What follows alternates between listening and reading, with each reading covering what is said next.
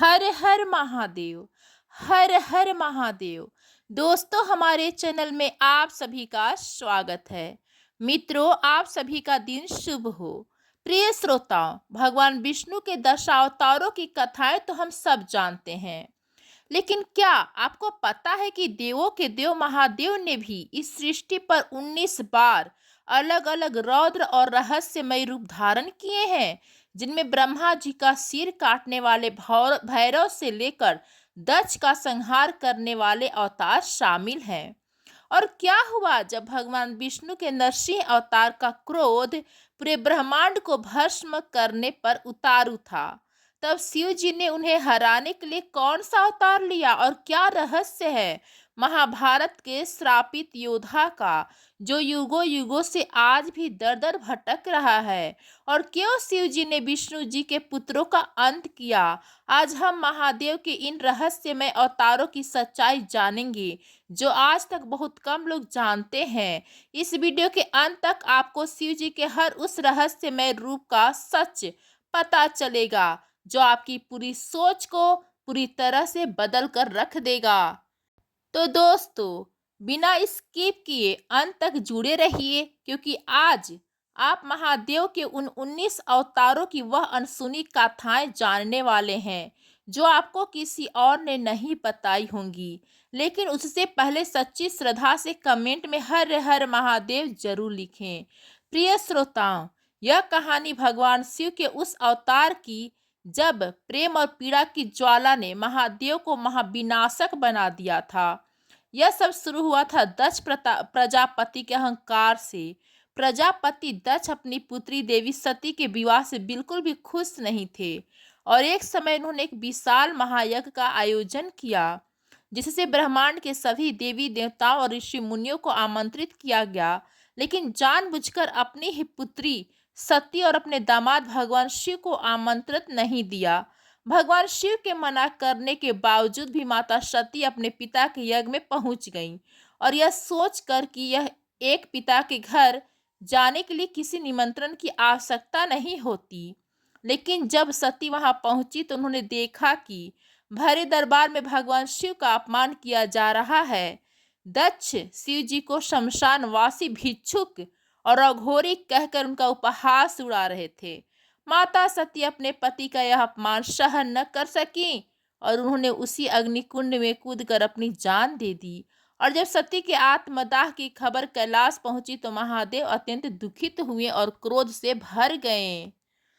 उन्होंने अपनी जटाएं खोली और उनमें से एक जटा को तोड़कर जमीन पर जो जोर से पटका, जिससे जन्म हुआ वीरभद्र का। वीरभद्र शिव जी का एक भयानक और रौद्र अवतार था, जिनकी आंखों में साक्षात काल नाच रहा था। भगवान शिव के आदेश पर वीरभद्र दक्ष के यज्ञ स्थल पर पहुंचे और देखते ही देखते पूरी यज्ञ भूमि को रक्त से लाल कर दिया। वीरभद्र ने घमंड में चूर दक्ष प्रजापति को पकड़ा और एक ही झटके में उसका सिर धड़ से अलग कर दिया। त्रिलोक कांप उठा और सृष्टि में मौत का सन्नाटा छा गया। बाद में भगवान ब्रह्मा और विष्णु की विनती पर शिवजी शांत हुए और दक्ष के धड़ पर एक बकरे का सिर जोड़कर उन्हें जीवन दान दिया और उस अधूरे यज्ञ को पूरा करवाया। और आज दक्षिण भारत में स्थित लोपाक्षी मंदिर भगवान शिव के इस प्रचंड अवतार का साक्षी है। वैसे भक्तगणों, क्या आपको पता है कि क्या हुआ जब सृष्टि के पालनहार स्वयं भयंकर क्रोध में आ गए और पूरी दुनिया को भस्म करने पर उतारू हो गए? तो उन्हें रोकने के लिए भगवान शिव ने ऐसा अवतार लिया जिसकी कल्पना भी करना मुश्किल है।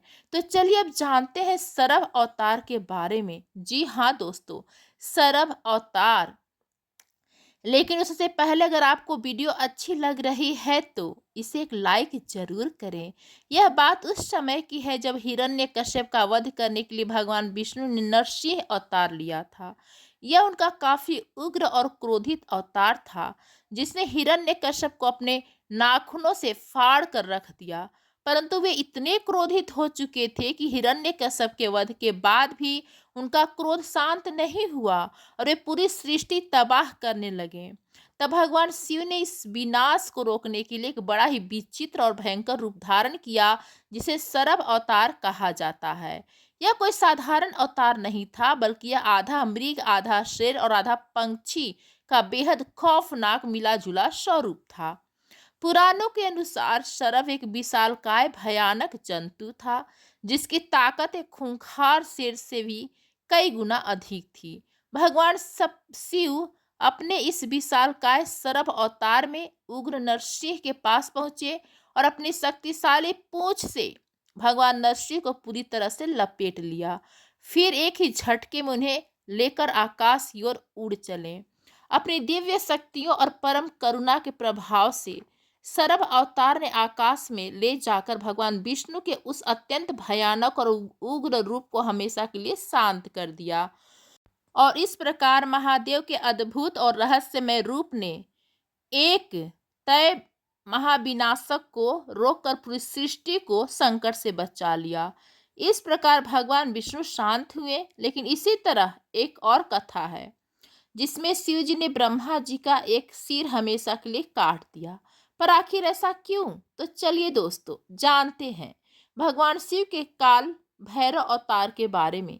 प्रिय श्रोताओं, कथा की शुरुआत तब होती है जब सृष्टि के आरंभ में भगवान ब्रह्मा और भगवान विष्णु के बीच इस बात को लेकर बहुत बड़ा विवाद छिड़ गया कि आखिर इस ब्रह्मांड का सर्वश्रेष्ठ देवता कौन है।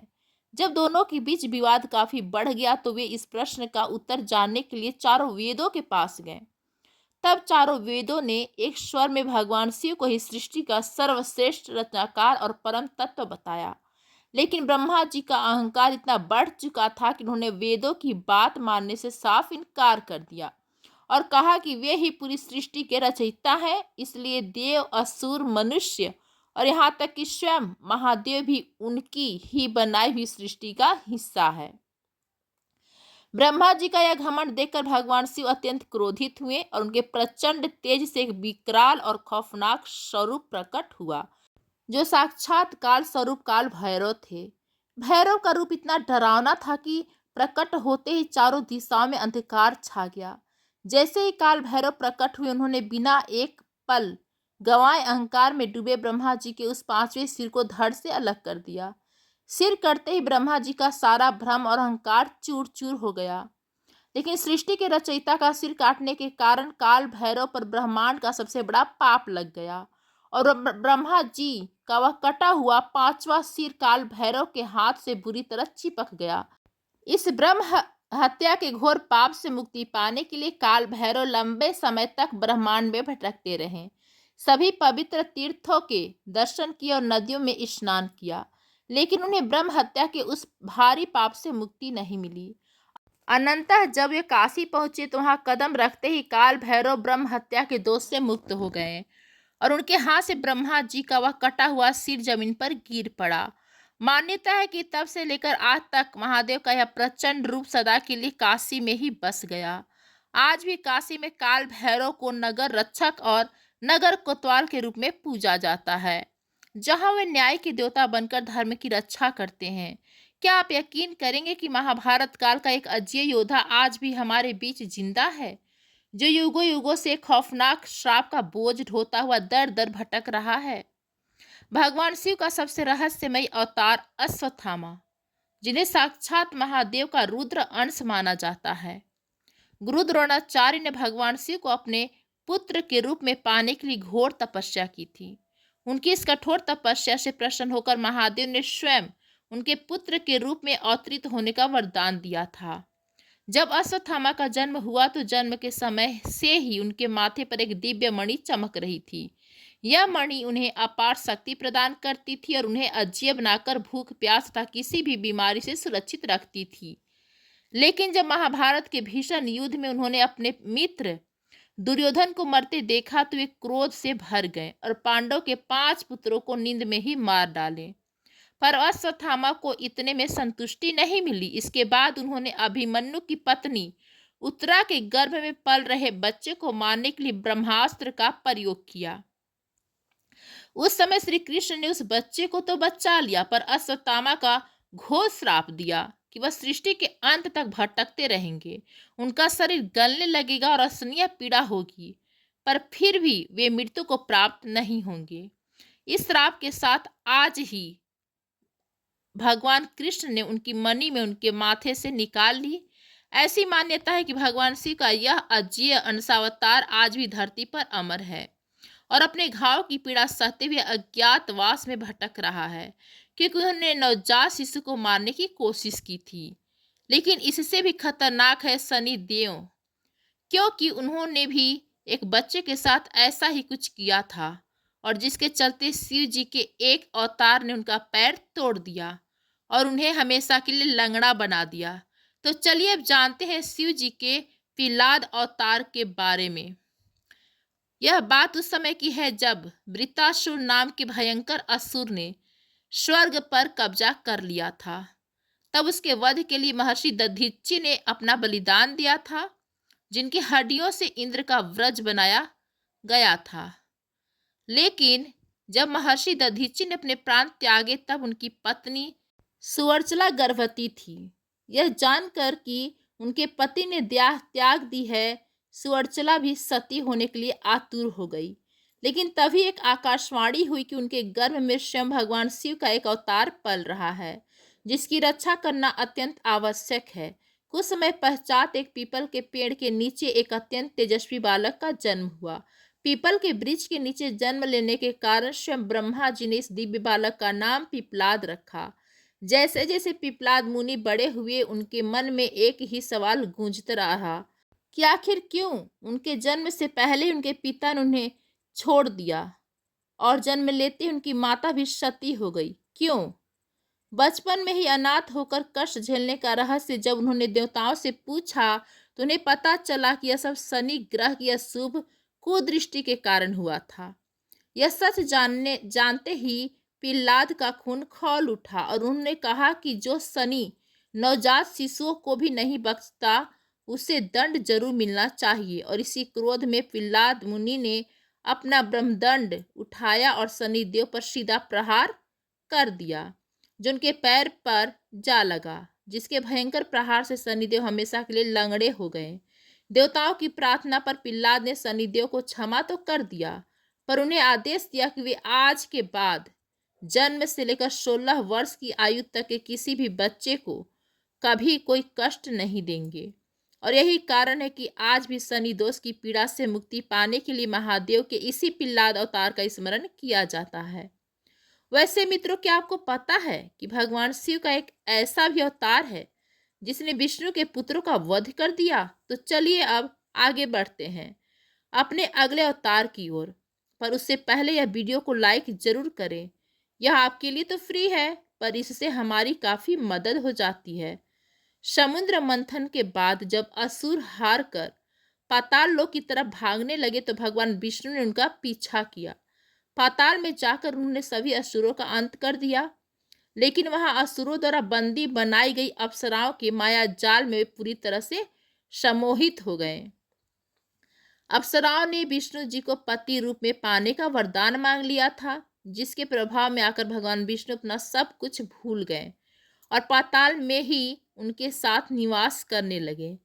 समय बीतने पर उन अप्सराओं से भगवान विष्णु के कई पुत्र उत्पन्न हुए।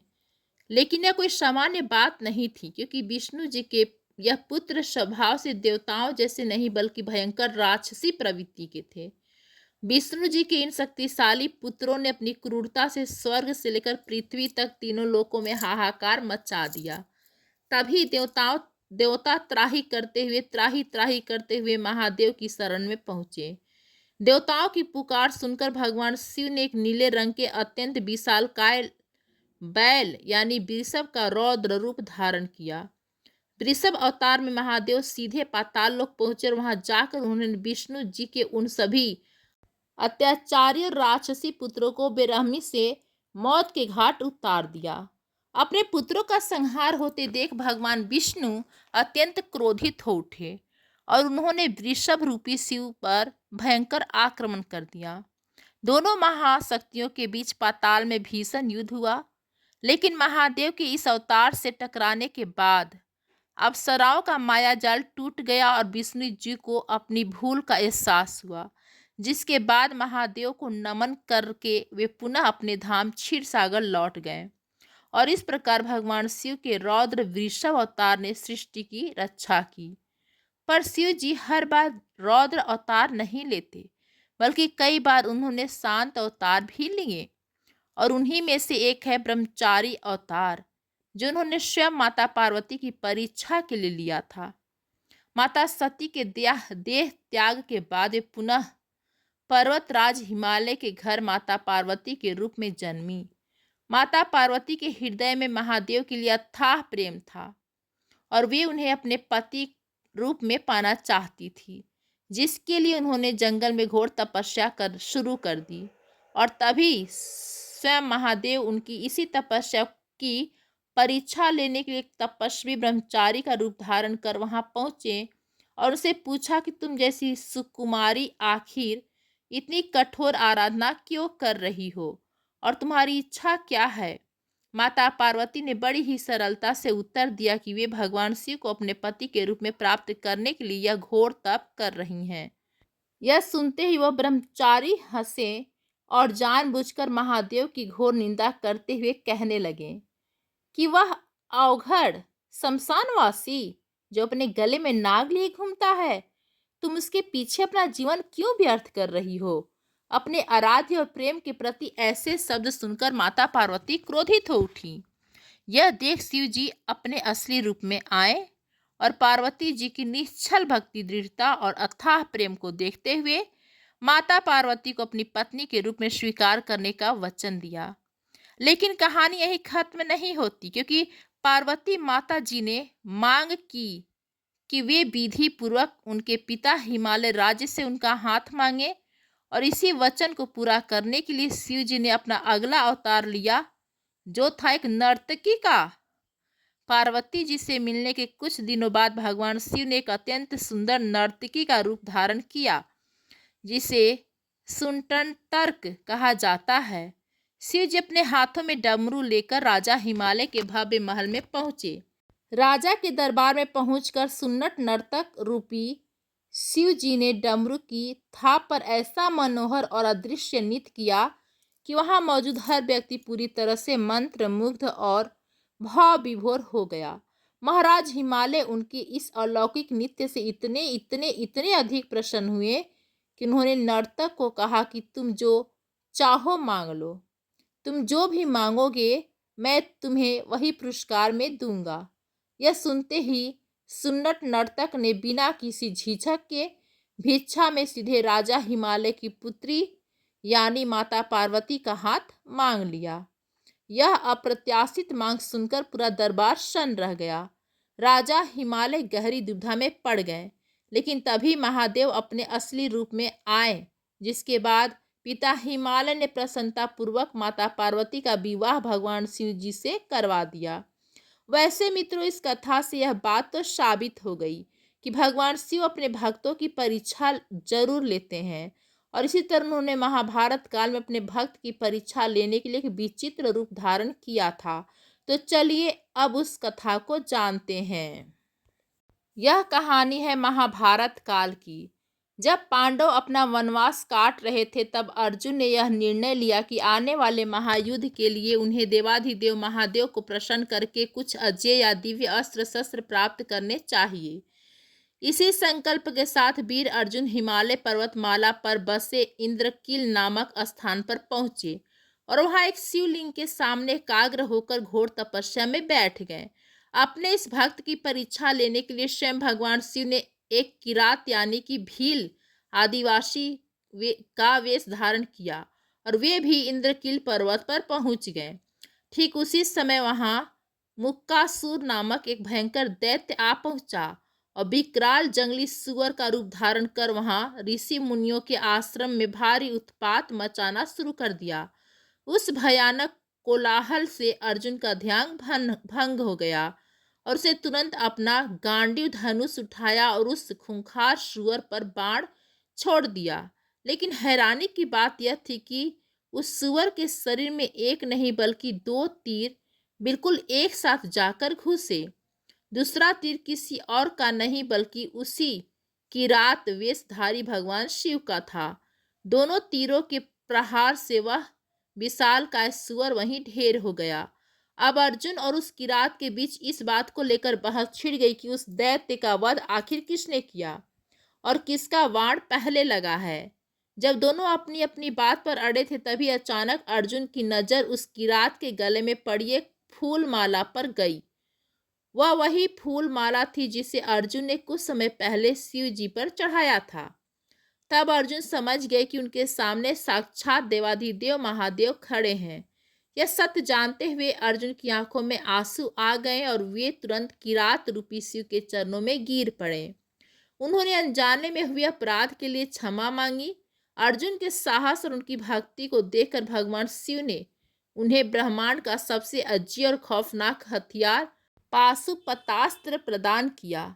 जब श्री हरि विष्णु ने इस धरती पर अपना राम अवतार लिया तब उनकी सहायता के लिए स्वयं शिव जी ने अपना सबसे शक्तिशाली अवतार हनुमान अवतार राजा केसरी और माता अंजना की तपस्या से प्रसन्न होकर भगवान शिव ने अपनी रौद्र भक्ति का एक अंश पवन देव के माध्यम से यज्ञ कुंड में अर्पित कर दिया।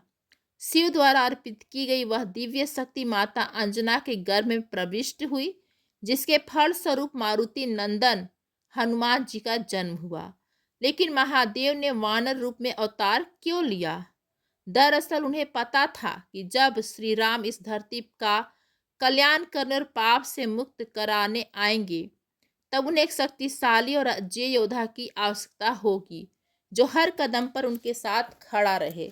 इसलिए शिव ने अपने एक ऐसे शक्तिशाली रूप को जन्म दिया जो कलयुग में भी अजर और अमर रहेगा। भगवान शिव का यह रुद्र अवतार आज भी मोक्ष और अमरता के वरदान के साथ कलयुग में विद्यमान है और जहाँ कहीं भी राम नाम गूंजता है वहाँ महादेव का यह परम भक्त स्वरूप महेश हमेशा मौजूद रहता है। लेकिन क्या आपको पता है कि शिव जी ने एक ऐसा भी अवतार लिया जिससे देवता भी डरते थे और जिसके क्रोध के कारण समुद्र मंथन करना पड़ा? तो चलिए भगवान शिव के उस क्रोध से भरे अवतार के बारे में जानते हैं।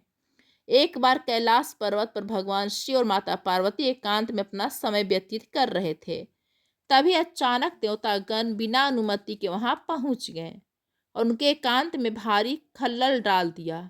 इस बात से महादेव इतने उग्र हो गए कि उनका क्रोध अपने चरम पर पहुंच गया और उनका विनाशकारी तीसरा नेत्र खुल गया। भोलेनाथ का वह भयंकर क्रोध देखकर सभी देवता खौफ से कांपने लगे और अपनी जान बचाकर वहां से भागने लगे। माता पार्वती के बहु समझाने पर शिव जी का क्रोध शांत तो हो गया, लेकिन उनके तीसरे नेत्र से जो विनाशकारी आग और ऊर्जा निकल चुकी थी वह वापस उनके भीतर नहीं समा सकती थी। जब यह अनियंत्रित ऊर्जा सृष्टि को भस्म करने लगी तब महान तपस्विनी माता अनसुईया वहां पहुंची। उन्होंने महादेव की उस विनाशकारी क्रोध ऊर्जा को अपने गर्भ में धारण कर लिया और आगे चलकर उसी क्रोधाग्नि से ऋषि दुर्वासा का जन्म हुआ।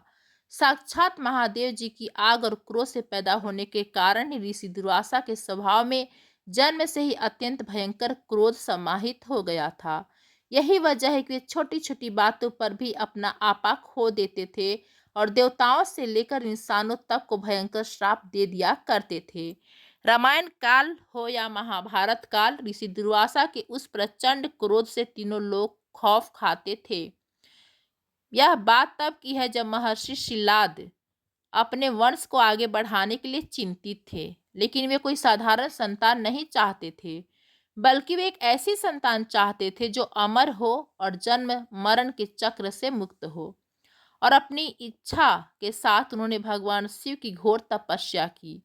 महर्षि के कठोर तप से प्रसन्न होकर भगवान शिव ने उन्हें स्वयं उनके पुत्र के रूप में जन्म लेने का वरदान दिया, जिसके फलस्वरूप एक तेजस्वी बालक का जन्म हुआ जिसका नाम रखा गया नंदी।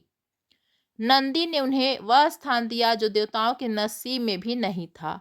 शिव जी ने नंदी को अपने परिवार का हिस्सा बताते हुए उन्हें अपने गणों का अधिपति नियुक्त किया और तब से जहां शिव वहां नंदी पुराणों के अनुसार नर्मदा नदी के तट पर बसे धर्मपुर नगर में महान मुनि विश्वासनर और उनकी पत्नी सुचिस्मति रहा करते थे। लंबे समय तक निसंतान रहने के कारण सुचिस्मति ने एक दिन अपने पति से साक्षात शिव के समान एक तेजस्वी और दिव्य पुत्र पाने की गहरी इच्छा प्रकट की। अपनी पत्नी की इस चाहत को पूरा करने के लिए मुनि विश्वासनर ने मोक्ष की नगरी काशी जाकर भगवान शिव के पवित्र वीरेश लिंग की घोर आराधना शुरू कर दी। उनकी इस कठोर तपस्या और अटूट भक्ति से महादेव इतने प्रसन्न हुए कि उन्होंने सुचिस्मति के गर्भ से स्वयं पुत्र रूप में प्रकट होने का अद्भुत वरदान दे दिया। समय आने पर सुचिस्मति ने एक अत्यंत तेजस्वी और दिव्य बालक को जन्म दिया, जिसका नाम साक्षात ब्रह्मा जी ने गृहपति रखा। बालक गृहपति अभी धीरे धीरे बड़े हो ही रहे थे कि तभी एक दिन देवर्षि नारद उनके घर पधारे और उन्होंने एक ऐसी खौफनाक भविष्यवाणी करते हुए बताया कि इस दिव्य बालक को अग्नि से भयानक जान का खतरा है। अपने ऊपर मंडरा रहे इस मौत के साए को टालने के लिए गृहपति काशी चले गए। वहां उन्होंने एक पवित्र स्थान पर शिवलिंग की स्थापना की और अत्यंत कठोर तपस्या में लीन हो गए। अनंतः उनकी तपस्या से प्रसन्न होकर भगवान शिव ने गृहपति को अग्नि के उस भयानक संकट से मुक्त कर दिया। लेकिन महादेव का यह गृहपति अवतार दुनिया के लिए बहुत बड़ा और गहरा संदेश छोड़ गया। भगवान शिव का यह अवतार हमें यह सिखाता है कि आध्यात्मिक उन्नति और मोक्ष की प्राप्ति के लिए केवल संन्यास लेना ही एकमात्र रास्ता नहीं है। कोई भी संतान अपने घर में रहकर अपनी पारिवारिक जिम्मेदारियों के बीच एक सही सामंजस्य बिठाकर और सच्चे गृहस्थ धर्म का पालन करके भी भगवान को पा सकता है। वैसे मित्रों, क्या आपने कभी सोचा है कि अतिथि देवो भव की परंपरा को निभाने के लिए कोई इंसान किस हद तक जा सकता है? यह कहानी है महादेव के उस अवतार की जिसने गरीब भील दंपति की ऐसी खौफनाक परीक्षा ली जिसकी कीमत उन्हें अपनी जान देकर चुकानी पड़ी। अर्बुदाचल पर्वत के पास घने जंगल में आहुक और आहुका नाम के एक भील दंपति रहा करते थे।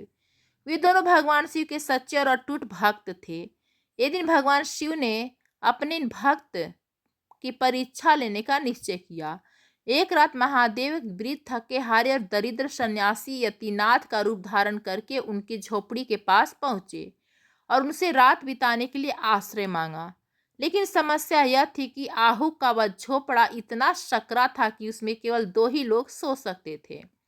अतिथि की सेवा को अपना सबसे बड़ा धर्म मानते हुए आहुक ने सन्यासी को घर के अंदर सुरक्षित सुलाया और अपनी जान की परवाह किए बिना स्वयं उस भयंकर जंगल में घर के बाहर रात बिताने का फैसला किया। रात गहरी हुई तभी अंधेरे में एक खूंखार जंगली जानवर ने आहुक पर जानलेवा हमला कर दिया और उसको मार डाला। सुबह जब आहुका ने अपने पति का लहूलुहान मृत शरीर देखा तो फूट फूट कर रोने लगी। लेकिन एक शिव भक्त होने के नाते उसके मन में दुख से ज्यादा इस बात का गर्व था कि उसके पति ने एक अतिथि को रक्षा करते हुए अपने प्राणों का बलिदान दे दिया। उनकी इसी भक्ति से प्रसन्न होकर शिव जी ने उन्हें यह अद्भुत वरदान दिया कि वे अगले जन्म में भी पति पत्नी के रूप में ही जन्म लेंगे। शिव जी के इसी वरदान के फल स्वरूप अगले जन्म में वे दोनों राजा नल और रानी दमयंती के रूप में अवतरित हुए और स्वयं महादेव ने उन दोनों को फिर से मिलाने का काम किया। शिव का यह यतिनाथ अवतार दुनिया को यह सिखाता है कि अतिथि सत्कार के किए गए त्याग कभी व्यर्थ नहीं जाते। और इसी तरह है उनका अगला अवतार कृष्ण अवतार, कृष्ण दर्शन अवतार। लेकिन उसको जानने से पहले अगर आपको वीडियो अच्छी लग रही है तो इसे लाइक करना ना भूलें। शिव पुराण में वर्णित एक कथा के अनुसार इक्ष्वाकु वंश के राजा और श्राद्ध देव मनु के एक बड़े ही विद्वान और जितेंद्रिय पुत्र थे जिनका नाम था महाराज नभग। नभग जो कई वर्षों तक गुरुकुल में रहकर वेदों का गहन अध्ययन कर रहे थे, तो पीछे से उनके भाइयों के मन में लालच आ गया और उन्होंने नभग को ब्रह्मचारी मानकर संपत्ति को आपस में बांट लिया। जब नभग अध्ययन पूरा करके वापस लौटे और अपने भाइयों से हिस्सा मांगा तो भाइयों ने उन्हें डांटते हुए कहा कि तुम हमारे पिता को ही अपने हिस्से में रख लो। भाइयों की इस चालाकी के बाद नभग सीधे अपने पिता श्राद्ध देव मन्नू के पास गए और पूरी बात बताई। पिता ने कहा, बेटा, मैं तुम्हारे लिए कोई धन दौलत तो नहीं बन सकता, लेकिन तुम्हारी जीविका के एक अचूक उपाय बताता हूँ। इस समय नदी के किनारे कुछ ब्राह्मण एक बहुत बड़ा महायज्ञ कर रहे हैं, लेकिन प्रत्येक छठे दिन वे यज्ञ के कुछ कार्यों को ठीक से समझ नहीं पाते और उनसे बड़ी भूल हो जाती है। तुम वहां जाओ और उन्हें विश्वदेव से संबंधित दो सूक्त बतला दो। उससे उनका यज्ञ शुद्ध रूप से संपादित हो जाएगा और जब वे स्वर्ग लोक जाने लगेंगे तो प्रसन्न होकर यज्ञ का बचा हुआ सारा धन तुम्हें सौंप देंगे।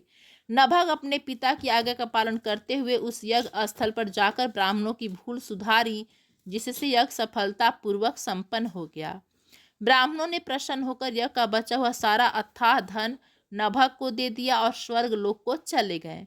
लेकिन तभी वहां एक अद्भुत पुरुष प्रकट हुआ, जिनका नेत्र गहरे कृष्ण वर्ण का था। यह था महादेव का साक्षात कृष्ण दर्शन अवतार।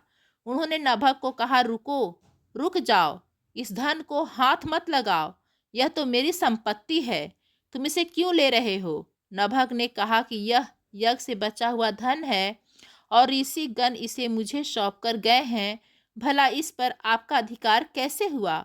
दोनों के बीच इस बात को लेकर गहरा विवाद छिड़ गया।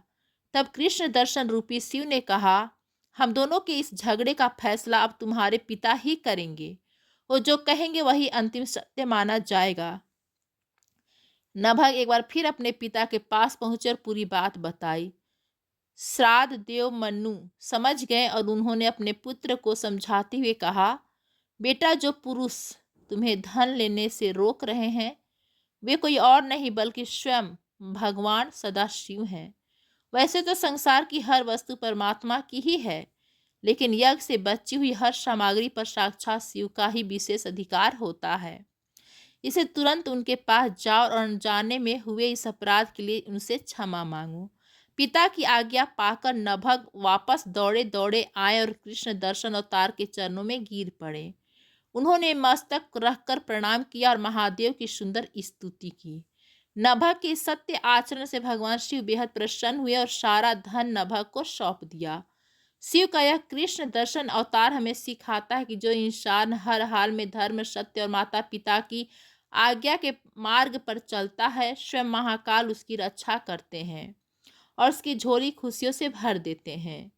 एक बार की बात है, स्वर्ग के राजा इंद्र को अपनी अपार शक्ति और सत्ता पर बहुत ज्यादा घमंड हो गया था और जब वे देव गुरु बृहस्पति के साथ भगवान शिव के दर्शन करने के लिए कैलाश पर्वत की ओर जा रहे थे, तब भगवान शिव ने एक अद्भुत और रहस्यमय सन्यासी का रूप धारण किया, जिसे अवधूत का अवतार कहा जाता है। अवधूत रूपी शिव ने रास्ते में लेटकर इंद्र का मार्ग रोक लिया। जब इंद्र वहां पहुंचे तो उन्होंने अपने घमंड में चूर होकर उस सन्यासी को रास्ते से हटने को कहा, लेकिन अवधूत ने इंद्र से कह दिया कि तुम्हारे अंदर कोई शक्ति नहीं है, यह सब केवल तुम्हारा वहम है और तुम जैसे अहंकारियों को कैलाश पर जाने की बिल्कुल अनुमति नहीं है। एक मामूली से सन्यासी के मुंह से ऐसी बात सुनकर इंद्र का क्रोध सातवें आसमान पर पहुंच गया। उन्होंने गुस्से में अंधा होकर अपना सबसे शक्तिशाली अस्त्र वज्र वज्र निकाल लिया और उस सन्यासी पर जानलेवा प्रहार करने के लिए अपना हाथ ऊपर उठाया, लेकिन तभी उनका उठा हुआ हाथ हवा में किसी पत्थर की तरह स्थिर हो गया। वे अपने हाथ को 1 इंच भी नहीं हिला पा रहे थे। यह खौफनाक दृश्य देखकर देवगुरु बृहस्पति समझ गए कि यह कोई और नहीं बल्कि स्वयं कालों के काल महाकाल हैं। बृहस्पति देव ने तुरंत महादेव के अवधूत अवतार की बहुत सुंदर स्तुति करनी शुरू कर दी। अपने भक्त बृहस्पति की प्रार्थना से प्रसन्न होकर भगवान शिव शांत हुए और उन्होंने इंद्र को क्षमा करते हुए अपना असली रूप दिखाया। शिव के इस अवधूत अवतार ने देवराज इंद्र को यह समझा दिया कि महादेव के सामने उनकी शक्तियां एक तुच्छ तिनके के समान हैं और ईश्वर के दरबार में अहंकार की कोई जगह नहीं होती। यह कहानी है शिव के उस अवतार की जो पूरी तरह से करुणा, दया और संसार के हर प्राणी की रक्षा करने का संदेश देता है। कथा के अनुसार महाभारत का युद्ध समाप्त हो चुका था और पृथ्वी पर कलयुग प्रारंभ हो गया था। विदर्भ देश में एक बहुत ही धर्मपरायण और न्यायप्रिय राजा राज्य किया करते थे, जिनका नाम था राजा सत्यरथ। लालच व शत्रु राजाओं ने उनके राज्य पर भयानक हमला कर दिया और युद्ध में राजा सत्यरथ को मार डाला। उनकी गर्भवती रानी किसी तरह से शत्रुओं से छिपकर अपनी जान बचाते हुए एक घने जंगल में जा पहुंची।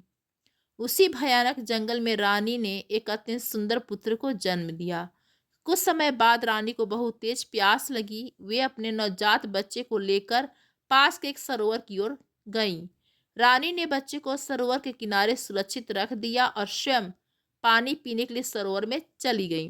लेकिन जैसे ही रानी पानी पीने के लिए झुकी, सरोवर में छिपे एक विशाल मगरमच्छ ने उन पर हमला कर दिया और उन्हें अपना आहार बना लिया। अब वह शिशु उस घने जंगल में बिल्कुल अकेला रह गया था और भूख प्यास से तड़प तड़प कर बिलख रहा था।